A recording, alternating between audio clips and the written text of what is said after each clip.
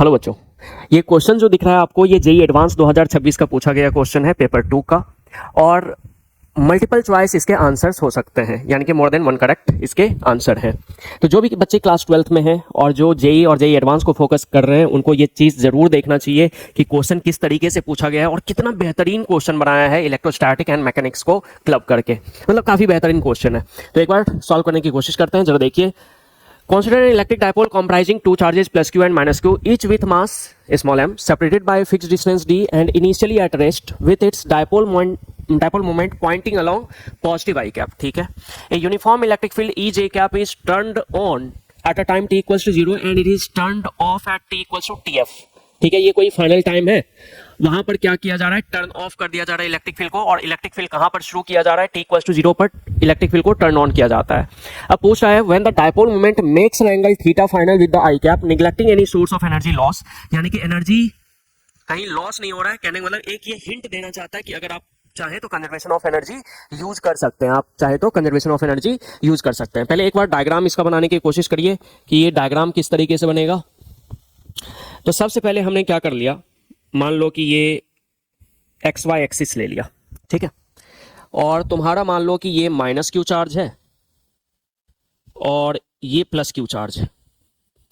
तो इसके बीच का सेपरेशन कितने के बराबर दे रखा है, टी के बराबर दे रखा है क्वेश्चन के अंदर। ठीक है जी, टी के बराबर दे रखा है, और मास दोनों का कितना है, mm मास दे रखा है ना। अच्छा, ये इधर की तरफ तुम्हारा एक्स एक्सिस है और इधर की तरफ क्या है, वाई एक्सिस है।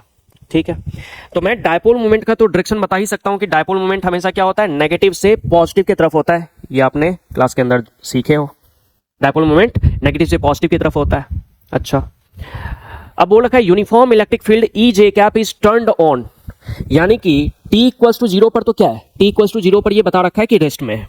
टी इक्वल्स टू 0 पर पूरा का पूरा डायपोल जो है वो क्या है, रेस्ट में है, ऐसा क्वेश्चन ने बताया है। ठीक है जी, बढ़िया है। अब बोल रखा है uniform electric field E J cap is turned on at time T equals to 0। समझना जरा ध्यान से, क्या हो रहा है कि इलेक्ट्रिक फील्ड जो है वो टर्न ऑन किया गया है, किस डायरेक्शन में, वाई डायरेक्शन में, यानी कि ई जे कैप। ई जे कैप का मतलब क्या है, electric field along positive Y axis. अब मेरा जो डायपोल था वो बेसिकली ऐसे रखा हुआ था, मेरा डायपोल ऐसे रखा हुआ था, और यहां निकाल के आप रख लो कि डायपोल मोमेंट का वैल्यू कितने के बराबर है, डायपोल मोमेंट का वैल्यू कितने के बराबर होगा, QD। डायपोल मोमेंट कितने के बराबर होगा, QD के बराबर होगा। अच्छा, अब जरा आगे पढ़ो, क्या लिखा हुआ है, the centre of mass of the dipole is deflected towards J cap in the presence of electric field. ध्यान सुनिएगा, अब ऑप्शंस हमारे सामने है कि मतलब इलेक्ट्रिक फील्ड जैसे ही टर्न ऑन किया, इलेक्ट्रिक फील्ड जैसे ही टर्न ऑन किया तो क्या ये सेंटर ऑफ मास इसका डिफ्लेक्ट करेगा। तो बच्चा क्या सोचता है कि मतलब डायपोल मोमेंट इधर की तरफ है, इलेक्ट्रिक फील्ड इधर की तरफ है, P क्रॉस E करूंगा, P क्रॉस E करूंगा, यानी कि डायपोल रोटेट होगा टॉर्क की वजह से। किसकी वजह से रोटेट होगा डायपोल, टॉर्क की वजह से। तो सबसे पहले तो आप ये समझ लो ना कि अगर आप देखोगे इलेक्ट्रिक फील्ड अगर लगा हुआ है, जैसे मान के चलिए मैं यहां ऐसे बोल दूं, ये माइनस क्यू, ये प्लस क्यू, ये माइनस क्यू और ये प्लस क्यू। क्या इलेक्ट्रिक फील्ड जैसे ही टर्न ऑन होगा, इलेक्ट्रिक फील्ड ऊपर की तरफ है तो इस पर फोर्स लगेगा नीचे की तरफ, इस पर फोर्स लगेगा ऊपर की तरफ। क्यों, क्योंकि F बराबर क्यू ही होता है, नेगेटिव चार्ज है तो फील्ड के ऑपोजिट फोर्स लगता है। तो ये क्यू ही लगा और ये क्यू ही लगा। और वैसे भी यहां पर अगर देखोगे तो ये दोनों एक दूसरे को कैंसिल करके नेट फोर्स कितना बना देगा, 0 बना देगा, क्योंकि QE ऊपर है, QE नीचे है। और हम जानते हैं कि अगर इलेक्ट्रिक फील्ड यूनिफॉर्म है, अगर इलेक्ट्रिक फील्ड आपका यूनिफॉर्म है तो क्या नेट फोर्स वो 0 एक्सपीरियंस करता है। कितना एक्सपीरियंस करता है, नेट फोर्स 0 एक्सपीरियंस करता है। समझ लो बातों को। अच्छा, तो पहली बात तो ये कि नेट फोर्स अगर 0 है, नेट फोर्स अगर 0 है, नेट फोर्स अगर 0 है तो क्या centre of mass will be at rest, centre of mass will be at rest. ठीक है, यानी कि सेंटर ऑफ मास कहीं डिफ्लेक्ट नहीं कर रहा। ये अगर ऐसे है तो टॉर्क की वजह से बस रोटेट हो सकता है, ये डिफ्लेक्ट नहीं कर सकता। तो लिखा हुआ है the centre of mass of the dipole is deflected towards J cap in the presence of electric field. No, ये आंसर गलत है सर, ये आंसर गलत है, ये नहीं हो सकता। पहला ऑप्शन तो सर नहीं है, पहला ऑप्शन नहीं है। दूसरा क्या बोल रखा है, if the magnitude of the final angular velocity omega F बराबर root 2 Q E by M D. अच्छा जी, तो अब ये फाइनल एंगुलर वेलोसिटी मैं कैसे कैलकुलेट करूंगा, ये बड़ा ट्विस्ट है सवाल के अंदर। समझ लो बातों को, ये मतलब एक्चुअल ट्विस्ट है। पहला ऑप्शन तो बच्चे को दिख जाएगा, बच्चा जनरली मार देता है, तो कोई दिक्कत नहीं है। सेकेंड ऑप्शन को मैं कैसे करूं, तो आप समझो, क्या डायपोल ऐसा था, जैसे इलेक्ट्रिक फील्ड लगाओगे तो क्या ये डायपोल घूमना शुरू करेगा और ये घूमते जाएगा, यानी कि डायपोल का इलेक्ट्रिक फील्ड के साथ जो एंगल है, एंगल जो है वो धीरे धीरे चेंज हो रहा है इलेक्ट्रिक फील्ड के टर्न ऑन होने की वजह से। यानी कि शुरू में अगर मैं ये कहूं कि at T equals to zero, at T equals to zero torque कितना लग रहा है, तो आप क्या बोलेंगे, जीरो। क्यों, क्यों, क्योंकि इलेक्ट्रिक फील्ड जीरो है टी इक्वल्स टू जीरो पर। ठीक है, अब धीरे धीरे क्या होगा कि ये डायपोल, जैसे इलेक्ट्रिक फील्ड ऑन होगा, ये डायपोल घूमना शुरू करेगा। मान लो कि ये डायपोल घूम के यहां आ चुका है, कहां आ चुका है, यहां, और कितना एंगल घूम चुका है, लेट से थीटा, कितना है, थीटा। कितने समय पर ये घूमा है, तो let say T equals to T time पर ये घूमा है। समझ रहे हो ना बातों को, आप यहां लिखोगे तो ज्यादा क्लियरली पता चलेगा कि ये टी इक्वल्स टू टी पर ये एंगल है। ठीक है, अच्छा, अब यहां पर इस पर्टिकुलर पोजीशन में मैं अगर टॉर्क की बात कर लूं, किसकी बात कर लूं, टॉर्क की बात कर लूं, तो क्या इलेक्ट्रिक फील्ड है इधर की तरफ, ऊपर की तरफ, डायपोल मोमेंट ये है, ये थीटा है, ये वाला एंगल कितना हो जाएगा, 90 माइनस थीटा। तो मैं टॉर्क कितना बोल सकता हूं, at T equals to T मैं टॉर्क कितना बोल सकता हूं, पीई साइन 90 माइनस थीटा। यही तो बोलते हैं टॉर्क, क्या बोलते हैं, पी साइन थीटा बोलते हैं। तो पीई साइन 90 माइनस थीटा, ये आपका टॉर्क हो जाएगा। बातों को समझ रहे हो, क्यों, क्योंकि इलेक्ट्रिक फील्ड इधर की तरफ है, डायपोल मोमेंट इधर है, तो एंगल आप ये देख रहे हो कि एंगल कितना रोटेट हुआ है, थीटा, तो इस दोनों के बीच का एंगल क्या हो जाएगा, 90 माइनस थीटा, क्योंकि डायपोल मोमेंट और इलेक्ट्रिक फील्ड के बीच का एंगल लेते हैं। तो ये कितने के बराबर हो गया, पीई कॉस थीटा। कितना हो गया, पीई कॉस थीटा। अब सोचो मेरे को निकालना क्या है, मेरे को निकालना क्या है, एंगुलर वेलोसिटी। तो सबसे पहले तो आप ये जानते हो मैकेनिक्स के अंदर, रोटेशन के अंदर, कि टाउ बराबर कितना, आई अल्फा होता है। टाउ बराबर कितना होता है, आई अल्फा होता है। तो टाउ तो मेरे को पता है कि पी कॉस थीटा है, लेकिन क्या मुझे मोमेंट ऑफ इनर्शिया नहीं पता है, मोमेंट ऑफ इनर्शिया नहीं पता है। तो सबसे पहले मोमेंट ऑफ इनर्शिया निकाल लो, और ये मोमेंट ऑफ इनर्शिया किसके अबाउट निकलेगा, तो ये सेंटर ऑफ मास के अबाउट, किसके अबाउट, सेंटर ऑफ मास के अबाउट। तो सेंटर ऑफ मास से ये माइनस क्यू चार्ज कितने डिस्टेंस पर है, कितने डिस्टेंस पर है, डी बाई टू पर, और ये पार्टिकल वाला लग जाएगा M R square. Moment of inertia क्या हो जाता है, एम आर स्क्वायर, तो एम इंटू क्या कर लोगे, डी बाई टू का होल स्क्वायर कर लोगे। तो ये कितने के बराबर आ जाएगा, एम डी स्क्वायर बाई 4, और ये दो दो है ना, दो दो है, यानी कि 2 टाइम्स करना पड़ेगा, या फिर आप 2 के लिए आप ऐसे ही लिख दो, M into D by two का होल स्क्वायर। समझ लो बातों को। तो ये M D square by 4 plus M D square by 4 कितने के बराबर हो जाएगा, ये moment of inertia M D square by 2। ठीक है, मोमेंट ऑफ इनर्शिया भी मुझे मिल चुका है, मोमेंट ऑफ इनर्शिया भी मुझे मिल चुका है। अब एक बात सोचो कि अगर थीटा चेंज हो रहा है और मुझे ओमेगा निकालना है, तो आप ये रिलेशन आप जानते हैं, जैसे ए बराबर डीवी बाई डी एस होता है, तो अल्फा बराबर omega D omega by D theta. Okay, ये अल्फा मिला, ये आई पता है, टॉर्क आपको पता है यहां से। अब रिप्लेस करो इस वाले इक्वेशन में, तो PE cos theta, PE cos theta बराबर आई कितना है, M D square by 2, M D square by 2, alpha का वैल्यू रख दो omega D omega by D theta. Okay, अब चलो देखना कि P के जगह पर भी वैल्यू पुट कर दो। P का वैल्यू कितना निकाला है तुमने, Q D E cos theta बराबर M D square by 2 omega omega D omega by D theta. सही है, क्या कुछ खत्म हो रहा है यहां से, तुम्हारा डी चला गया, ये डी चला गया। ठीक है, ठीक है, तो यहां से क्या बोल सकते हो, जरा देखना ध्यान से, omega D omega, omega D omega बराबर कितना, 2 गया इधर, तो 2 क्यू ई बाय कितना, 2 क्यू ई बाय कितना, एम डी, और यहां पर डी थीटा रहेगा। इंटीग्रेट कर लो इसको, सही है। तो क्या थीटा शुरू में यहां पर अगर देखोगे तो थीटा का वैल्यू कितना है, 0 है। और इसको ले कहां तक जाना है, लिखा हुआ है क्वेश्चन में कि थीटा फाइनल तक, यानी कि जब तक ये इलेक्ट्रिक फील्ड ऑन रहता है तब तक इसको कितना तक रोटेट करता है, थीटा फाइनल तक। तो थीटा जब 0 है तो एंगुलर वेलोसिटी कितना है, क्या रेस्ट में था, जरा देखना यहां पर पढ़ना, इनिशियली एट रेस्ट, यानी कि थीटा इक्वल्स टू 0 पर ये ओमेगा क्या हो जाएगा, 0 हो जाएगा। Theta equals to theta final पर ये एंगुलर वेलोसिटी ओमेगा फाइनल क्या लीजिए, क्या कह लीजिए, ओमेगा फाइनल। तो यहां पर ये कितना आ जाएगा, 2QE बाई md, और डी थीटा का इंटीग्रेशन थीटा 0 से लेके थीटा फाइनल, समझ लो बातों को।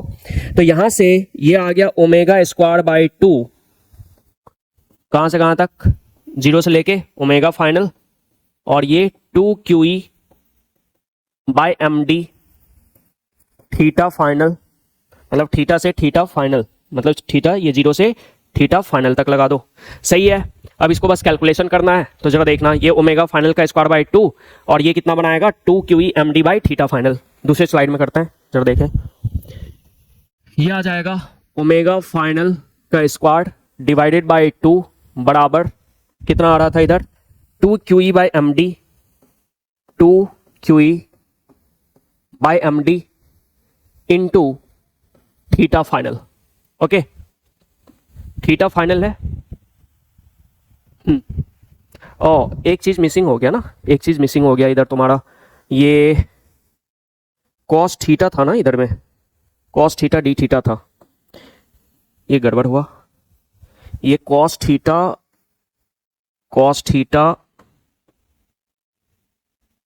डी थीटा था, है ना, कॉस थीटा डी थीटा था। तो यहां से तुम्हारा ये आ जाता ओमेगा स्क्वायर बाई 2, और कहां से कहां तक, ये 0 से लेके ओमेगा फाइनल, और ये कितना आता 2QE बाई md, और कॉस का इंटीग्रेशन साइन थीटा, कहां से कहां तक, 0 से लेके थीटा फाइनल तक, सही है अभी एकदम। अब ये आ गया तुम्हारा कितना, ये आ गया तुम्हारा ओमेगा फाइनल का स्क्वायर, ये सही था, और यहां पर बनेगा तुम्हारा sine theta final minus sine 0, ठीक है, ये बनेगा। तो ओमेगा फाइनल का स्क्वायर बाई 2 बराबर कितना, 2QE by md into sine theta final. Okay, तो यहां से जरा देखना कि ओमेगा फाइनल का वैल्यू कितना आ रहा है, तो ये आ जाएगा 2 मल्टीप्लाई होगा 4QE by md sign theta final का ओवर रूट। हमारा ओमेगा तो ये आ रहा है, हमारा ओमेगा फाइनल ये आ रहा है, जरा देखो हमारा ओमेगा फाइनल ये आ रहा है, ठीक है। अब क्वेश्चन के मुताबिक जरा देखना कि ये क्या बोल रखा है कि if the magnitude of the final angular velocity this then theta final will be pi by 6, मतलब थीटा फाइनल पाई बाई 6 होगा जब ओमेगा फाइनल कितना हो, √2QE बाई md हो। तो एक बार जरा पुट करके देख लेते हैं, थीटा फाइनल को आप कितना रख दो, पाई बाई 6 था ना, पाई बाई 6, तो पाई बाई 6 रख के देखो, तो यहां से ओमेगा फाइनल कितने के बराबर आ जाएगा, over root of 4QE by md root के अंदर ही है, साइन पाई बाई 6 कितना हो गया, ये हाफ 4 कटेगा, यानी कि 2QE बाई md कितने के बराबर, ये 2QE बाई md।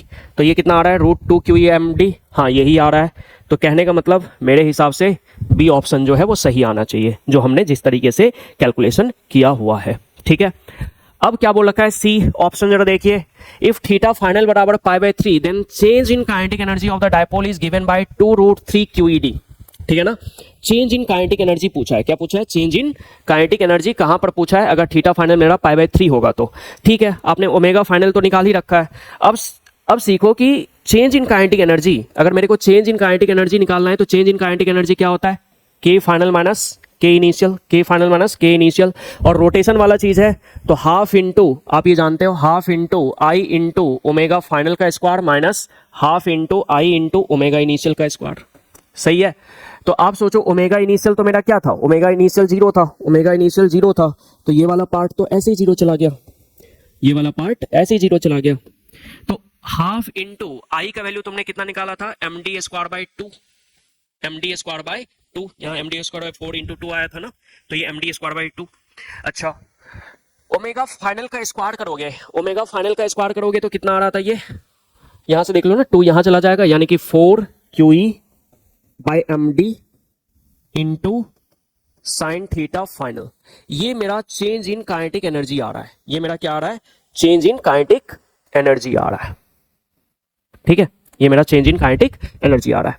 अब यहां से जरा देखना कि उसने बोल रखा था कि थीटा का वैल्यू कितना लीजिए, थीटा का वैल्यू अगर पाई बाई 3 लोगे तो चेंज इन काइनेटिक एनर्जी इतना आना चाहिए था। तो थीटा का वैल्यू, थीटा फाइनल का वैल्यू मैं पाई बाई 3 ले लेता हूं, कितना लेता हूं, पाई बाई 3, यानी कि 60 डिग्री। तो डेल के का वैल्यू ये कितना आ रहा है, जरा देखना, 2244 गया, यानी कि चलो ना लिख देते हैं एक बार, half into M D square by 2 into 4 Q E by M D into sine 60 degree. तो ये आ गया तुम्हारा कितना, एम डी स्क्वायर, मतलब काट लो ना, यहीं काट लो, यहीं काट लो, 224 एम डी, ठीक है। तो कितना बच रहा है तुम्हारा, Q E D into sine 60 कितना, √3/2, यानी कि √3 QED/2 आना चाहिए, √3 QED/2 आना चाहिए, लेकिन नहीं, ये 2 चला गया इसका ऊपर, यानी कि ये आंसर नहीं होना चाहिए, ये आंसर नहीं होना चाहिए। तो सी तो नहीं है आंसर, बी सही है, ए गलत है, वो गया है। डी ऑप्शन को जरा देखें, क्या बोल रखा है, फॉर थीटा फाइनल बराबर π/4 the dipole rotates around its centre of mass. ठीक है, रोटेट तो हो ही रहा है सेंटर ऑफ मास के अबाउट, ये हमने पहले ही डिस्कस करा है, with a constant angular velocity after T greater than TF, after T greater than TF, यानी कि क्या हो गया कि टी फाइनल तक, T equals to T final तक तो मेरा इलेक्ट्रिक फील्ड लग रहा था, लेकिन जैसे ही टाइम को मैं टी फाइनल से ज्यादा करूंगा, कहने का मतलब इलेक्ट्रिक फील्ड टर्न ऑफ हो चुका है। यानी कि यहां पर एक चीज मैं कंक्लूड कर सकता हूं, यहां से एक चीज मैं कंक्लूड कर सकता हूं कि टी फाइनल जो है, मतलब T equals to T final तक इलेक्ट्रिक फील्ड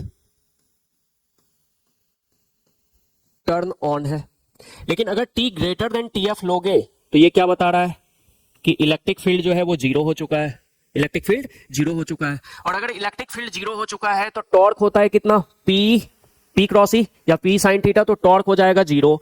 अगर टॉर्क हो जाएगा जीरो तो आई अल्फा हो जाएगा जीरो, अगर आई अल्फा हो जाएगा जीरो तो अल्फा हो जाएगा जीरो, और अगर अल्फा हो जाएगा जीरो यानी कि D omega by D T जो है वो हो जाएगा जीरो, यानी कि ओमेगा क्या हो जाएगा, कांस्टेंट, ओमेगा क्या हो जाएगा, कांस्टेंट।